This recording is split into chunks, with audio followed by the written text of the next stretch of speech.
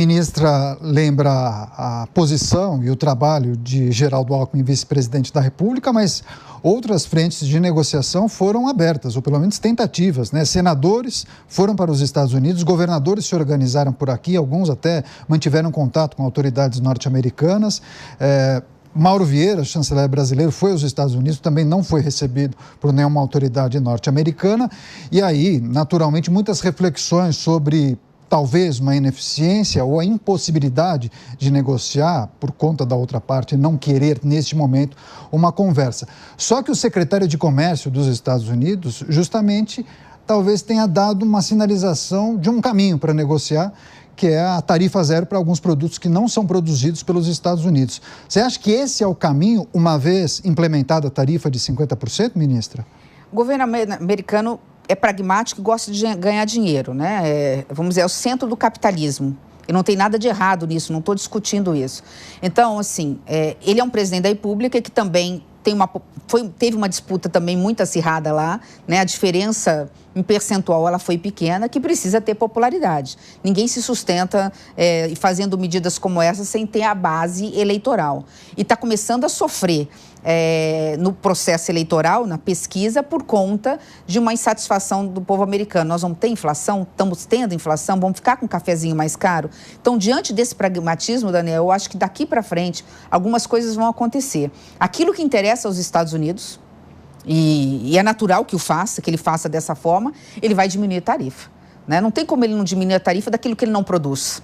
As pessoas gostam de manga, da manga brasileira, né? E vão reclamar no supermercado, ele vai lá e vai diminuir a tarifa da manga. Ele não produz, não tem competitividade. É o caso do cacau, é o caso do café, é o caso da carne, né? O hambúrguer, que é uma coisa preciosa pro americano médio, lá é o hambúrguer, que é a tradição deles, né? Aqui a gente gosta de picanha, mas é a tradição deles, né? Quantos por cento da carne que eles consomem vem do Brasil? E a qualidade da carne do Brasil que não acha em outro lugar. Então, muitas coisas vão ser depuradas ao longo do caminho. O que só não vai ser depurado e que vai ficar, e por isso que eu acho que são 2 tiros no pé, né?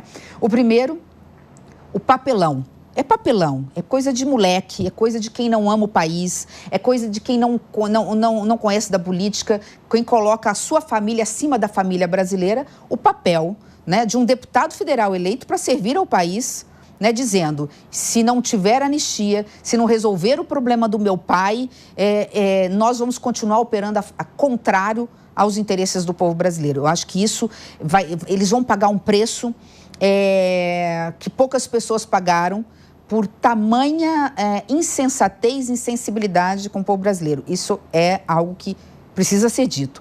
Muito do que está acontecendo foi fruto de uma má influência. Acho que o governo do presidente Trump está sendo induzido a erro por inverdades, ou seja, por mentiras que estão sendo ditas em relação ao Brasil. Então, esse ponto, para mim, é muito claro. O segundo é na ordem mundial. Eu entendo que o medo de perder a hegemonia política, a hegemonia econômica, ele prometeu acabar com as guerras no mundo e o Putin não atendeu ao chamamento dele. Tudo isso move, né? Move hoje a cabeça do presidente ou do governo americano. Mas o mundo não será o mesmo e os países que estão sendo forçados a essas tratativas, porque estão sendo forçados, não dá para dizer que a União Europeia, com aquele acordo ruim, está satisfeito. O mundo, assim que acomodar um pouco essa questão, vai começar a buscar parceiros alternativos. Agora, ministra, interessante quando você menciona o episódio que envolve Eduardo Bolsonaro e essa tese de que Donald Trump teria sido induzido ao erro. Tem uma outra versão dessa reflexão que diz que, na verdade, Donald Trump viu uma oportunidade também em relação a essa pauta e estaria usando o episódio relacionado ao Jair Bolsonaro para alcançar os seus objetivos tarifários e comerciais. Dá para a gente entender que é um caminho também. Mas os objetivos, o que nós temos, essa é uma pergunta, o que o governo americano precisa ou quer de nós na parte comercial que a gente já não forneça? Tem uma coisa, que eu até já comentei sobre isso, e que não é ruim, tá? Nós temos agenda positiva com o governo. Eu acho que tem um pouco de razão essa sua afirmação que usou.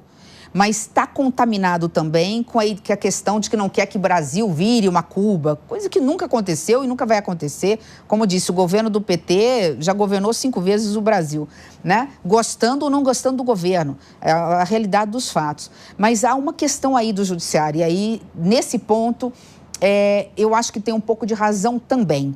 O fato de que o incômodo maior com o judiciário brasileiro é em relação a Big Techs. A regulamentação das Big Techs, pela decisão, inclusive agora que foi do colegiado, né, não só de um ministro, em relação ao que as Big Techs, até onde elas são responsáveis ou não são responsáveis pelas postagens colocadas. Isso incomoda muito o governo americano, que inclusive foi financiado, a sua campanha é pública, isso aí é de direito, lá funciona de outra forma o sistema eleitoral americano. Então, a questão das Big Techs, da regulamentação, que muitos falam que é censura, tira a liberdade de expressão, e eu particularmente tenho uma visão muito clara sobre isso, que a decisão do Supremo, que a meu ver ela é temporária, porque quem tem que dizer isso é o Congresso Nacional, quem tem que dizer da última palavra e transformar em lei é o Congresso Nacional, ela só estancou algo que para mim é muito caro e é muito mais suave do que a Europa fez. E as Big Techs lá estão cumprindo o que a Europa está fazendo, que é proibir ou responsabilizar quem faz apologia a crime. Então, se eu tenho uma Big Tech sendo monetizada à custa, por exemplo, de propagandas ou permitindo grupos que mexem com pedofilia,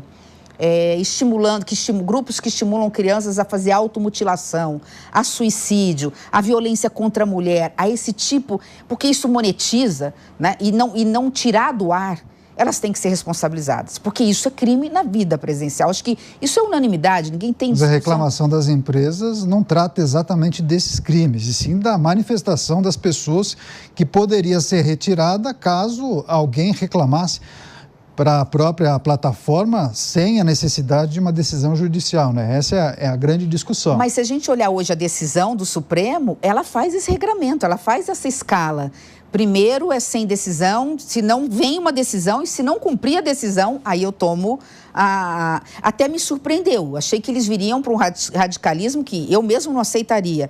Acho que a decisão foi equilibrada e, inclusive, a fala final do presidente do Supremo Tribunal Federal foi no seguinte sentido: nós estamos fazendo isso porque, enquanto o Congresso Nacional, que é o fórum competente, é lá que tem que ser feito, não regulamentar.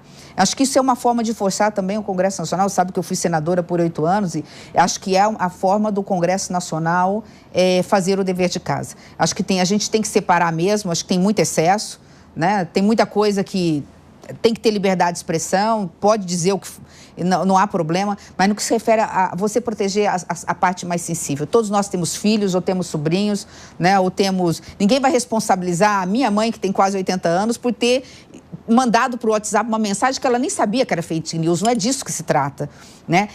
São em grandes empresas que hoje são as maiores potências hoje do mundo, né? Os homens mais ricos do mundo estão dentro dessas Big Techs, a ter a responsabilidade de cuidar um pouco mais, né, do povo a quem eles servem, né? É comércio, monetizam, mas tem um regramento muito claro de legislação. A Europa tem uma regra muito mais rigorosa, não sei nem se é tão rigorosa a ponto de ser questionada. E lá eles cumprem. Então, o Brasil não é um país de terceiro mundo, tem que ser tratado da mesma forma como qualquer país europeu, né?